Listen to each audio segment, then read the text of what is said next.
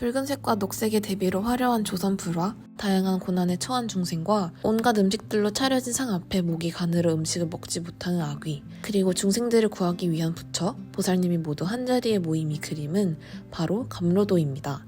해당 감로도는 국립중앙박물관에 소장된 보석사 감로도로 본디 충청남도 금산군 보석사에 봉헌되었던 그림으로 1642년에 제작되어 한국에 소장 중인 감로도 중 이른 시기에 위치되는 작품입니다.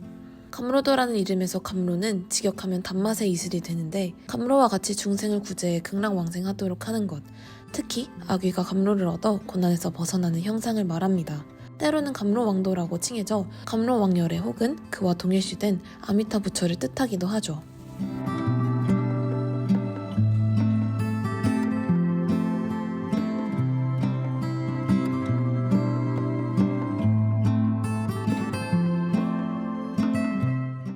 조선시대부터 만들어진 감로도는 현재 70여 점 정도가 파악됩니다. 이들은 하동 쌍계사, 창원 성주사, 순천 서남사 등 주로 감로도가 쓰였던 사찰에서 수장 중입니다.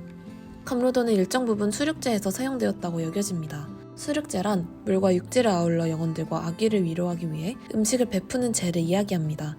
한반도에서는 고려시대부터 수륙제가 열린 기록이 남아있는데 그중 수륙제의 그림이 쓰였던 정황은 조선왕조실록 세종조에서 청담과 지옥의 고락을 그림으로 그렸다라는 데에서 실마리를 얻을 수 있습니다. 조선시대의 수륙제는 왕실 차원에서 국행 수륙제와 민간의 수륙제로 나뉘어집니다. 현재 일본 조전지에 소장 중인 감로도는 흐릿한 모습이긴 하나 국왕의 존재가 확인되면서 국행 수륙제와 관련되어 만들어진 작품으로 파악됩니다. 국행 수륙제의 거행에 따라 점차 망자를 천도하는 역할이 강조되었는데 감로도 중에서도 부처가 비중을 차지하며 구제의 성격을 부각한 것이 있죠. 임진왜란, 병자호란 이후에는 수륙제가 민간에서도 자주 열렸습니다. 감로도는 수륙제의 의식 차례 등을 담은 수륙제 의궤집의 내용과도 일치하는 부분이 상당히 많습니다. 예를 들어 18세기 후반에 제작되었을 고려대학교 소장 감로도에 수륙대회 등이 쓰인 사실을 통해서는 실제로 감로도가 수륙제 속에서 사용되었음을 알 수 있습니다. 감로도는 기본적으로 아귀지옥을 배경으로 하며 3단으로 구분됩니다. 감로도의 상단에는 7의 부처, 7열애가 그려집니다. 게다가 지옥의 모습을 담기 때문에 이를 담당하는 민머리에 석장을 든 지장보살이 나타납니다. 또한 저측 상단에는 당대 둔왕에서 볼 수 있었던 인로보살이 등장하는 것이 일반적입니다. 직접적으로 중생들에게 길을 안내하는 인도자로서 인로왕보살은 깃발을 들고 있어 알아보기 쉽죠. 중단에는 아귀들에게 음식을 베푸는 시식대가 마련되어 있습니다. 고봉으로 쌓인 밥과 고임 음식들 그리고 화병이 놓여 있죠. 아귀는 목구멍이 가늘고 불을 뿜어내는 형상으로 또는 합장을 하며 부처님을 의지하기도 하며 때로는 감로를 받아든 채로 표현되기도 합니다. 하단은 지옥에 빠지게 된 중생들의 모습 또는 호랑이에게 물려 죽는 등 일상에서 당할 수 있는 재난과 사고들이 그려집니다. 조선 후기부터는 풍속적인 면모를 담은 하단의 비중이 늘어나며 더욱 강조되는데 그 중에는 사당패와 연희패도 표현되어 의례와의 관련성이 제기됩니다. 전란 이후 대규모의 천도제 시행되던 상황이 감로도에 반영되었다는 것이죠. 흥천사 감로도는 당시의 사회상을 반영한 대표적인 감로도로 손꼽힙니다. 1939년 일제감정기에 제작된 해당 감로도는 프레임을 9획의 하단을 구성하면서 비행기, 탱크, 그리고 군복을 입은 이들이 등장하는 전쟁의 장면을 그리기도 한 것이죠.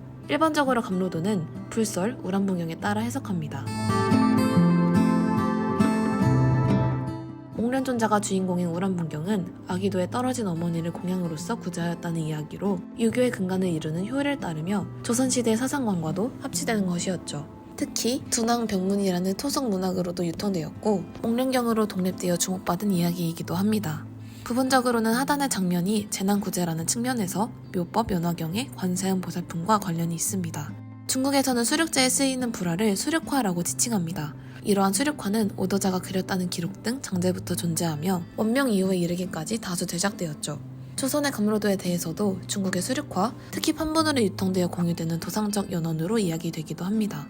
그렇지만 감로도와 달리 원, 명, 청의 수륙화는 도교적인 인물을 포함한 여러 인물이 모여드는 모습으로 구성되어 있습니다. 본영사의 그림만 해도 139폭이 하나의 수륙화를 이룹니다.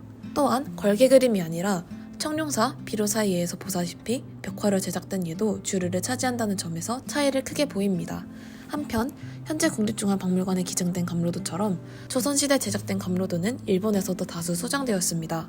특히 조선 전기에 제작되었던 감로도는 임진왜란 등의 계기를 통해 일본에 소장되었으리라 여겨지죠.